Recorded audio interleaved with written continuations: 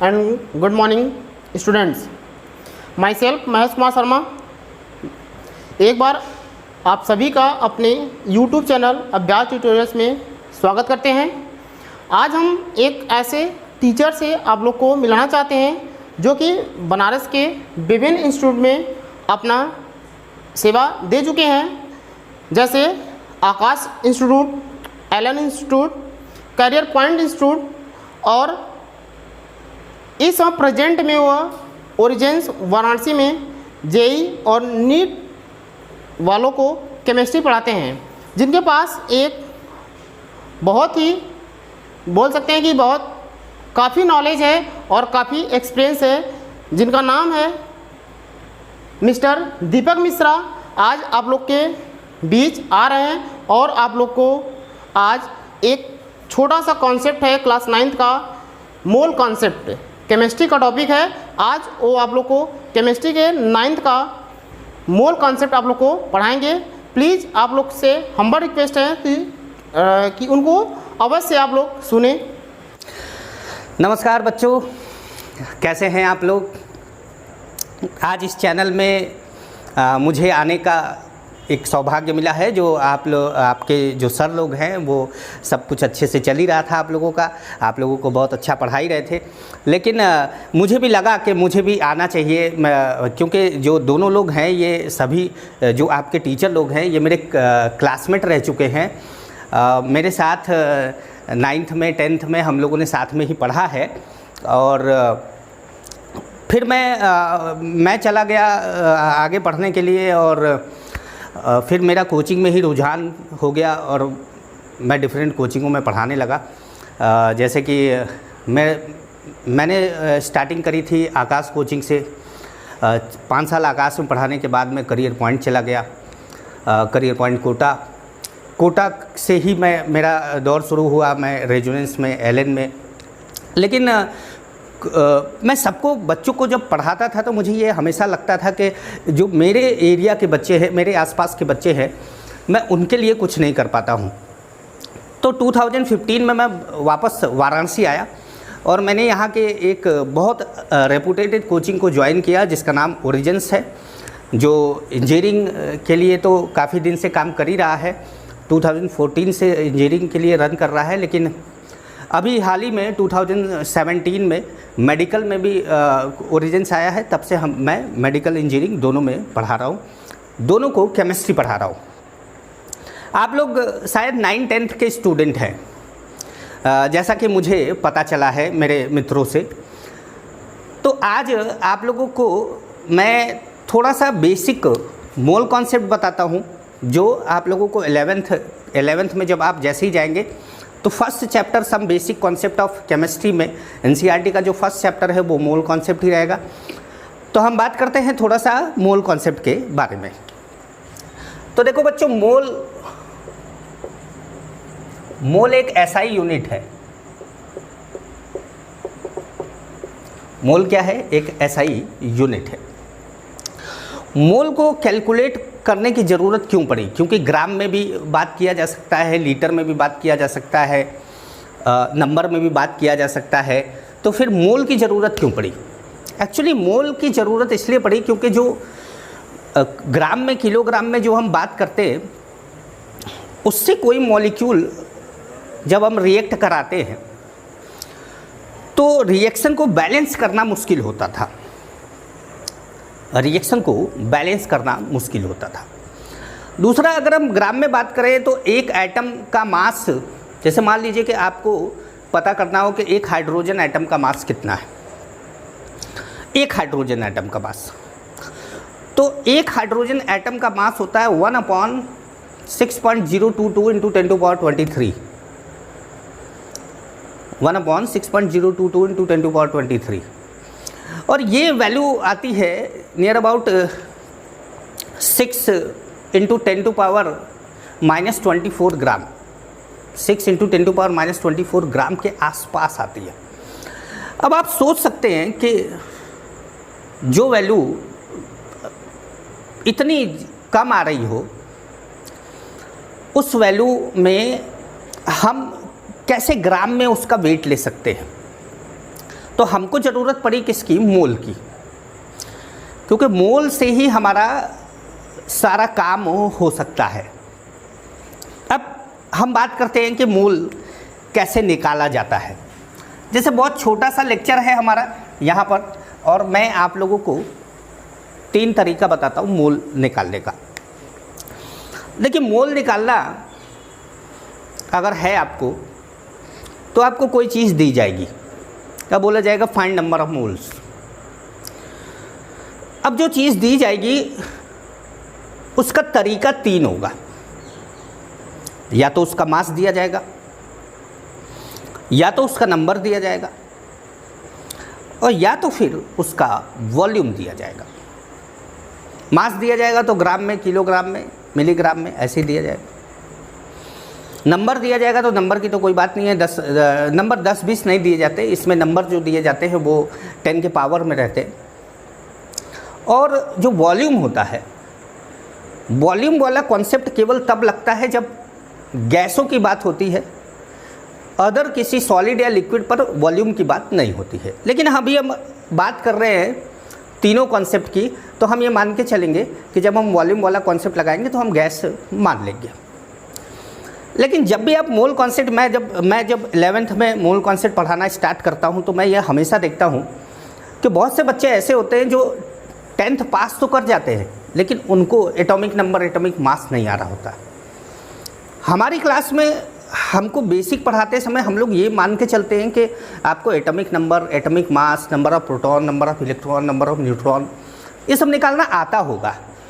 अगर बच्चों आप लोग ये सब निकालना नहीं जानते हैं तो आपको 9th-10th में सीख के जाना चाहिए। अगर आपका आगे की सोच है कि आप आगे चल के साइंस स्ट्रीम में अच्छा कुछ करना चाहते हैं, नो डाउट आप इंजीनियर, मान लीजिए कि आप इंजीनियर नहीं बनना चाहते हैं, आप डॉक्टर नहीं बनना चाहते, आप चाहते हैं कि नहीं मैं +2 ही बहुत अच्छे से करूं, तो बेटा +2 भी अगर आप बहुत अच्छे से करना चाहते हैं तो आपको 9th-10th का कॉन्सेप्ट बहुत अच्छा बिल्डअप होना चाहिए। जितना अच्छा आपका 9th-10th होगा उतना ही अच्छा आपका 9th होगा तो 11th होगा, 12th होगा, अगर 10th होगा तो 12th होगा, क्योंकि 9th के सभी चैप्टर 11th में आपको दिख जाते हैं और 10th का सभी चैप्टर आपको 12th में दिख जाता है। सभी चैप्टर दिख जाता है, फिर 12th में एक्स्ट्रा आ जाता है, वो अलग चीज़ है, 11th में एक्स्ट्रा आ जाता है, वो अलग चीज़ है। तो मेरे ख्याल से मोल कॉन्सेप्ट 9th में है, मोल कॉन्सेप्ट 9th में है आप लोगों के, और मैं आप लोगों को थोड़ा सा मोल के बारे में आइडिया देता हूँ। देखिए, फर्स्ट केस है कि if mass of substance is given. मान लीजिए कि आपको सब्सटेंस का मास दिया हो, मास ऑफ सब्सटेंस, सब्सटेंस भी कुछ लोग बोलते हैं, एक्चुअली हम लोग बनारसी लोग हैं तो सब्सटेंस बोल देते हैं, लेकिन एक्चुअल जो इसका प्रोनाउंसिएशन है वो सब्सटेंस है। तो if mass of substance is given, अगर आपको सब्सटेंस का मास दिया हो तो आप मोल कैसे निकालते हैं? तो number of mole is equal to given mass in gram upon, अब आपको देखना है कि आपका जो सब्सटेंस है वो क्या है। अगर वो मॉलिक्यूल है तो बोलेंगे मॉलिक्यूलर मास, अगर वो एटम है तो बोलेंगे एटॉमिक मास। तो मैं यहाँ पे मॉलिक्यूलर मास और एटॉमिक मास दोनों लिख देता हूँ, ठीक है। मॉलिक्यूलर मास भी लिख देते हैं, एटॉमिक मास भी लिख देते हैं, आपको जो मिल जाए, ठीक है। लेकिन आपका ये बात ध्यान रखना है कि गिवन मास इन ग्राम, आपको किलोग्राम में देगा तो भी ग्राम में चेंज करना है, मिलीग्राम में देगा तो भी ग्राम में चेंज आपको करना पड़ेगा। अगर आप ग्राम में चेंज नहीं करेंगे तो आप लोगों का आंसर नहीं आएगा, सही नहीं आएगा, ठीक है। अब अगर मान लीजिए कि आपके पास है एक क्वेश्चन दिया गया कि फाइंड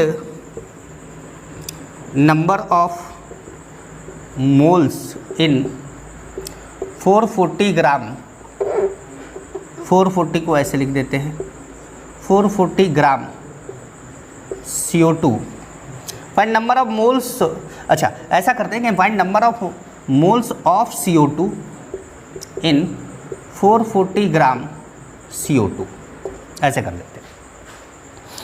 अब आपको क्या करना है कि number of moles of CO2, number of moles of CO2, सबसे पहले आपको number of moles of CO2 लिख लेना है, जैसे नंबर ऑफ मोल्स यहाँ पे लिखा है। इसके बाद क्या करना है आपको कि number of moles of CO2 करने के बाद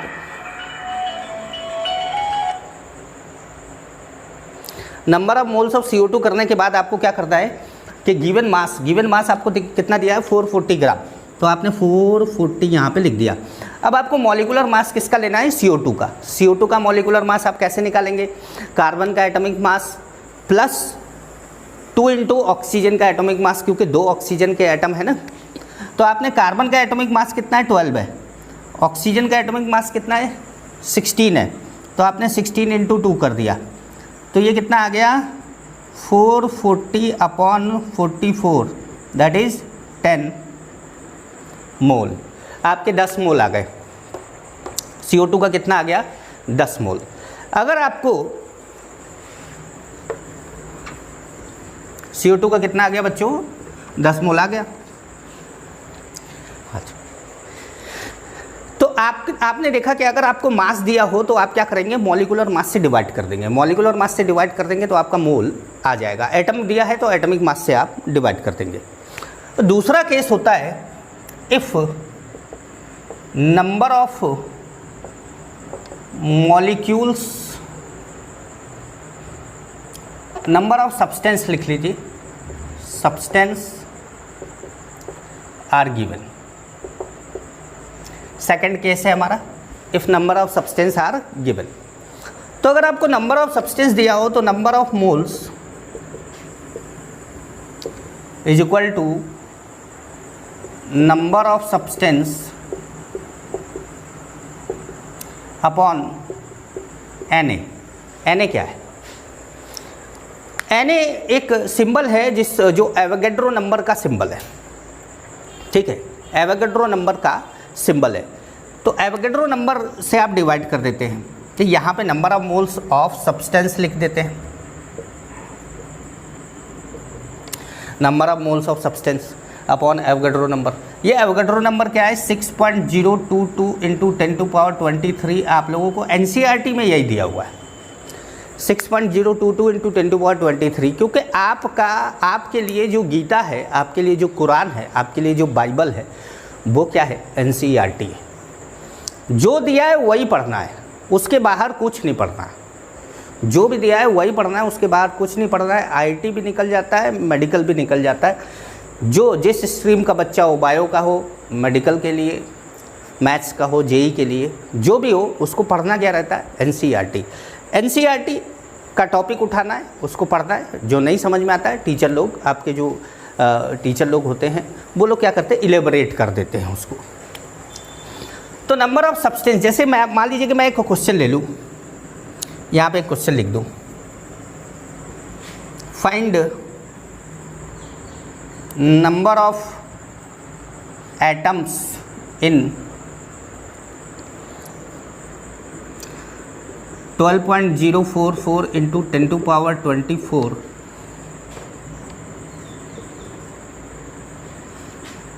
number of moles of atom लिख देते हैं यहाँ पे ना, हमको मोल निकालना है। Number of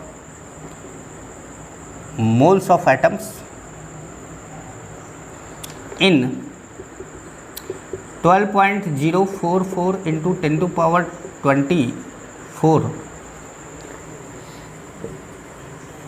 atoms of oxygen. अब नंबर ऑफ एटम आपको निकालना है। अब हमारा दूसरा फॉर्मूला हम अप्लाई करेंगे।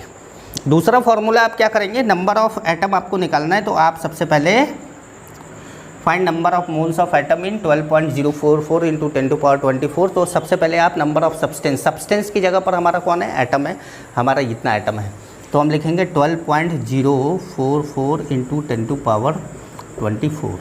ठीक है, नीचे एवोगैड्रो नंबर लिखेंगे, क्या लिखेंगे 6.022 इंटू 10⁻23। ठीक है, यहाँ पर क्या आ जाएगा, हमको क्या फाइंड करना है, find number of moles of atoms. तो हमारा number of moles of substance, देखो यहाँ सब्सटेंस था तो यहाँ सब्सटेंस था, यहाँ एटम लिखा है तो यहाँ पर भी क्या आ जाएगा, एटम। तो हम बोलेंगे number of moles of atoms. अब ये कितना आ जाएगा, आप इसको डिवाइड करेंगे, ये कितना हो जाएगा 2, इसको डिवाइड करेंगे कितना हो जाएगा 10, ये आ जाएगा 20 मोल। मैंने कैलकुलेशन आसान दी है, मैंने बहुत डिफ़िकल्ट कैलकुलेशन अभी आपको नहीं दी है, जिससे कि आप कैलकुलेशन में ही परेशान रहे, मोल कॉन्सेप्ट समझ ही ना पाए। जो तीसरा फॉर्मूला हमारा होता है,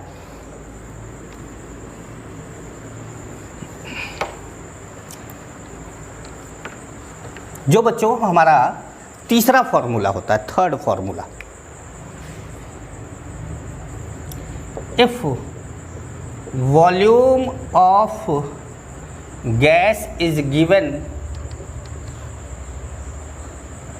volume of gas is given at NTP oblique STP in litre. Gas का वॉल्यूम आपको STP या NTP पे दिया हो लीटर में। STP NTP क्या होता है ये भी बात जान लेते हैं। NTP मतलब होता है नॉर्मल टेम्परेचर प्रेशर, और STP का फुल फॉर्म है स्टैंडर्ड टेम्परेचर प्रेशर।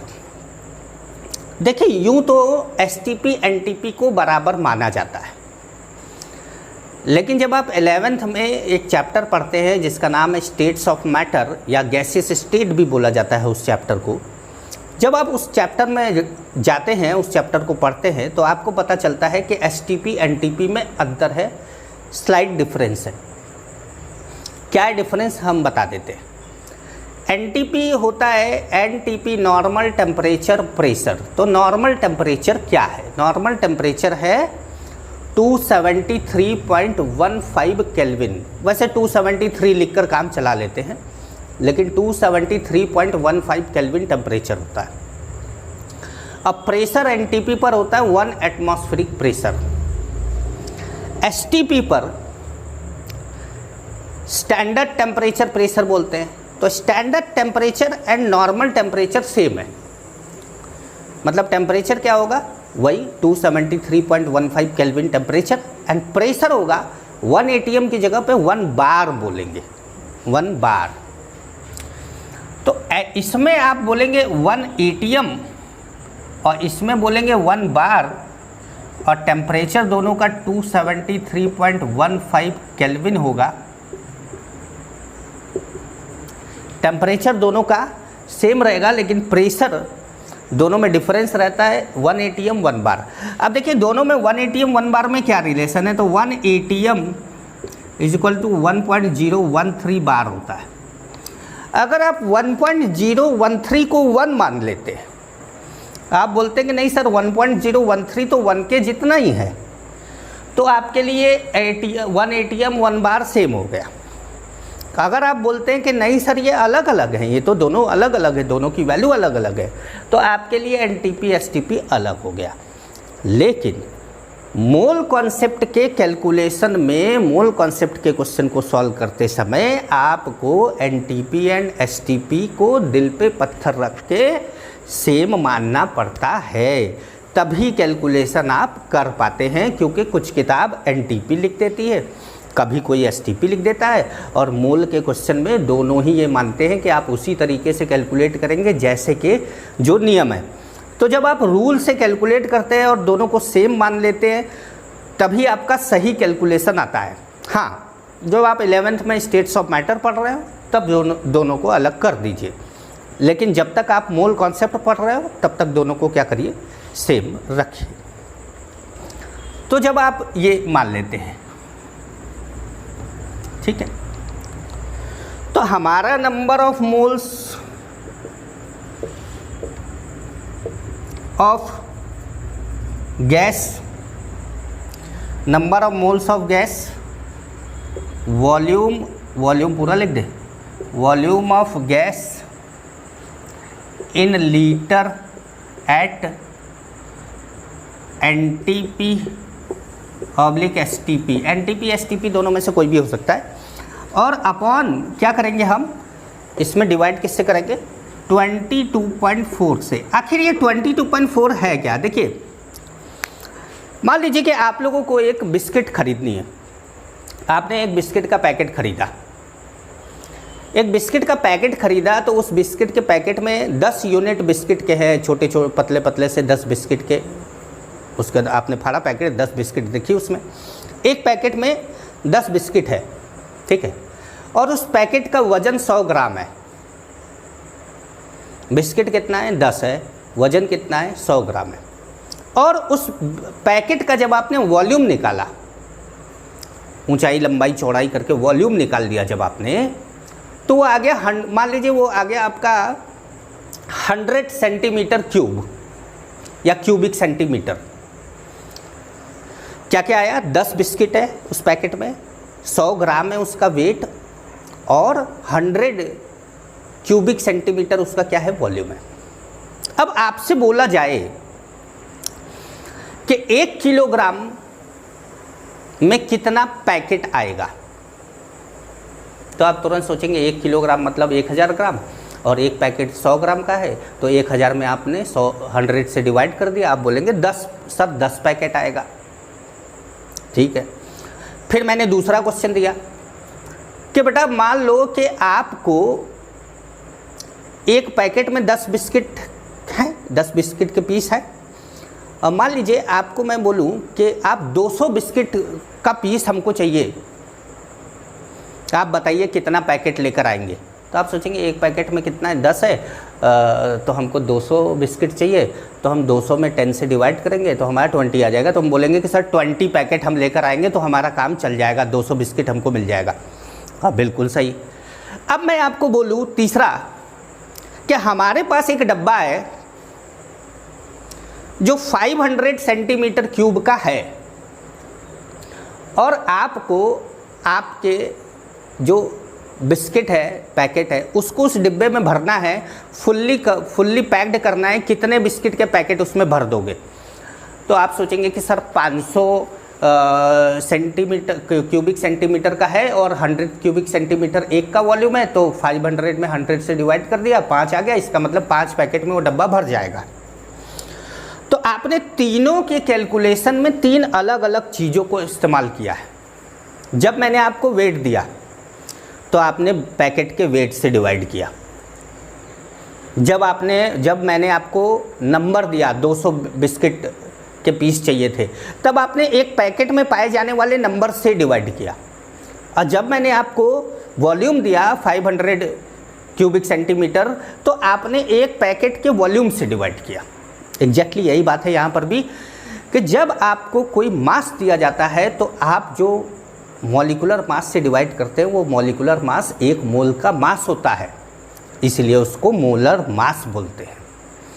जब आपको वॉल्यूम दिया जाता है जैसा कि यहाँ दिया गया है और आप 22.4 से डिवाइड करते हैं, तो 22.4 क्या है? मोलर वॉल्यूम है। 1 मोल गैस का STP पर वॉल्यूम कितना होता है? 22.4 लीटर होता है। 1 मोल गैस के वॉल्यूम से डिवाइड कर रहे हैं। जैसे वहाँ पर एक पैकेट बिस्किट के एक पैकेट के वॉल्यूम से डिवाइड कर रहे थे, वैसे यहाँ 1 मोल के वॉल्यूम से डिवाइड कर रहे हैं। अब जैसे मान लीजिए कि मैंने आपको बोला कि भैया कुछ नंबर है हमारे पास और आप उसका मोल निकालना चाहते हैं, तो आपने एवोगाड्रो नंबर से डिवाइड कर दिया। तो अब आपने एवोगाड्रो नंबर से क्यों डिवाइड किया? क्योंकि आपको ये बताया गया कि 1 मोल में जो नंबर होते हैं वो एवोगाड्रो नंबर के बराबर होते हैं। जैसे एक बिस्किट के पैकेट में 10 था, वैसे ही 1 मोल में थोड़ा सा ज़्यादा है, थोड़ा नहीं बहुत ज़्यादा है। कितना है? 6.022 × 10⁻23। अगर मान लीजिए कि आपको गिनना पड़ जाए इतने बिस्किट को, और मैं आपको बोल दूं कि आप 3 सेकंड में, मान लीजिए कि इतने आपको बिस्किट नहीं, इतने आपको मान लीजिए कि कॉइन्स मिल जाए, पैसे सिक्के मिल जाएं, और बोला जाए कि आप 3 सेकंड में एक सिक्का उठा के रख लेते हैं, 3 सेकंड में एक सिक्का उठा के रख लेते हैं, तो आप बताइए कि कितना दिन लगेगा आपको ये गिनने में? मुझे आप कैलकुलेट करके बताइएगा, ठीक है? कमेंट बॉक्स में आप डालिएगा कि अगर 3 सेकंड में आप एक कॉइन गिनते हैं तो आपको एवोगैड्रो नंबर के बराबर क्वाइन गिनने में 6.022 इंटू 10⁻23 क्वाइन गिनने में कितना टाइम लगेगा। हो सकता है कि आप जब क्वेश्चन में आगे बढ़े तो आपको ये पता करना पड़ जाए कि उस जो व्यक्ति गिन रहा है उसकी एवरेज लाइफ क्या है। तो आप ये मान के चलिएगा कि उसकी एवरेज लाइफ कितनी है, 100 ईयर है, 100 ईयर वो ज़िंदा रह सकता है और ज़िंदा क्या 100 साल तक वो गिन सकता है, बस इतना जानिएगा, 100 साल तक वो गिन सकता है। चलिए, तो हमारे पास है volume of gas in litre at NTP और एसटीपी अपॉन 22.4। हमने क्वेश्चन ले लिया, find number of moles in 5.6 litre O2 at STP।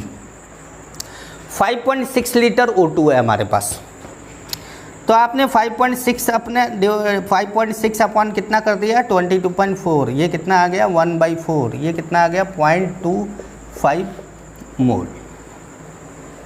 ठीक है बच्चों, तो ये 0.25 मोल आ गया। 0.25 मोल, अब 1/4 मोल या 0.25 मोल, दोनों में से कोई भी एक बोल सकते हैं। तो ये जो फॉर्मूला है ये केवल और केवल कब अप्लाई होगा, जब गैस का मॉलिक्यूल आपको मिलेगा। अगर गैस का मॉलिक्यूल ना मिलके आपको सॉलिड लिक्विड का मॉलिक्यूल मिलता है तो आप इस फॉर्मूले को अप्लाई नहीं कर सकते। ये फॉर्मूला केवल गैस पे ही अप्लाई होगा। तो थर्ड केस में मैंने लिखा है वॉल्यूम ऑफ गैस, लेकिन अभी तक मैं जब बात कर रहा था तो मैं आपको गिवन मास बोल रहा था, तब मैं सॉलिड लिक्विड गैस की बात नहीं कर रहा था। जब मैं आपको नंबर बोल रहा था तो सब्सटेंस बोल दे रहा था, तब मैं सॉलिड लिक्विड गैस की बात नहीं कर रहा था। लेकिन जब मैं यहाँ पहुँचा हूँ तो मैं बोल रहा हूँ कि ये सॉलिड लिक्विड गैस तीनों पर अप्लाई नहीं होगा, ये केवल गैस पर ही अप्लाई होगा। ये बात का आप ध्यान रखेंगे। हाँ, ऐसा हो सकता है कि आप तीनों फॉर्मूलों को आमने सामने रख सकते हैं, क्योंकि तीनों ही फॉर्मूलों से आपका नंबर ऑफ मोल्स सेम निकलना है। तो जैसे number of moles is equal to given mass in gram upon molecular mass, या आप इसको मोलर मास भी बोल सकते हैं, या आप बोल सकते हैं number of substance upon Avogadro number, Na से डिनोट कर दिया इसको।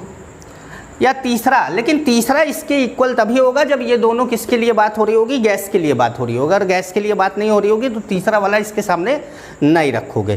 तो मान लेते हैं कि गैस के लिए बात हो रही है, तो आप बोलेंगे volume in litre at NTP oblique STP upon 22.4। तो आपने देखा 22.4 क्या है, एक मोल का वॉल्यूम।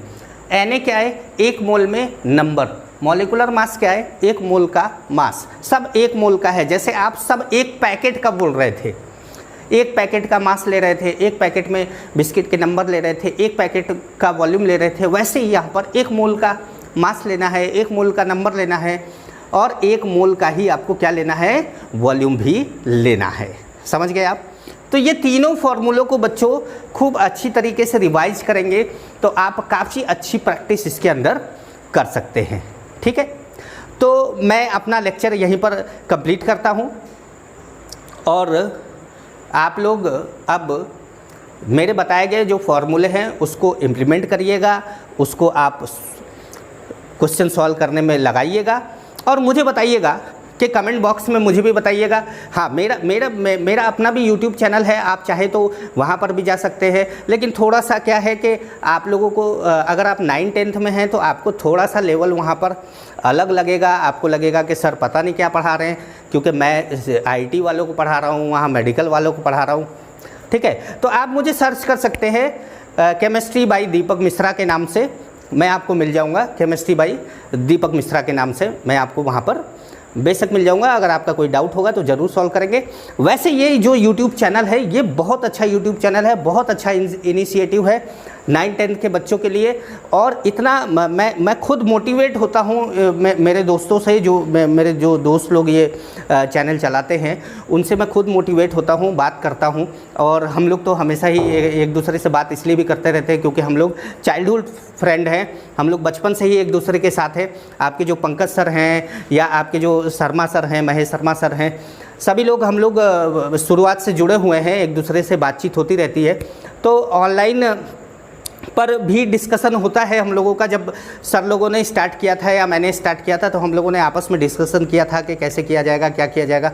तो इस लॉकडाउन में हमारे पास इतनी चीज़ें नहीं थी। जो स्टार्टिंग के आप लोगों ने सर लोगों के भी वीडियो देखे होंगे तो आप लोगों को लगा होगा कि उतना परफेक्शन नहीं आ रहा है। तो बेटा लॉकडाउन में क्या है कि हमारे पास इतनी अच्छी चीज़ें नहीं थी, इतनी व्यवस्थाएं नहीं थी, इक्विपमेंट नहीं थे हमारे पास, माइक नहीं था, स्टैंड नहीं था। तो इसलिए थोड़ा सा वीडियो इधर उधर हुआ होगा, लेकिन अब बहुत स्मूथली चल रहा है। और मैं ये कहता हूँ कि आप लगातार इस चैनल पे आते रहें, पढ़ते रहें और अपने दोस्तों से बोले कि इस चैनल को लाइक करें, सब्सक्राइब करें।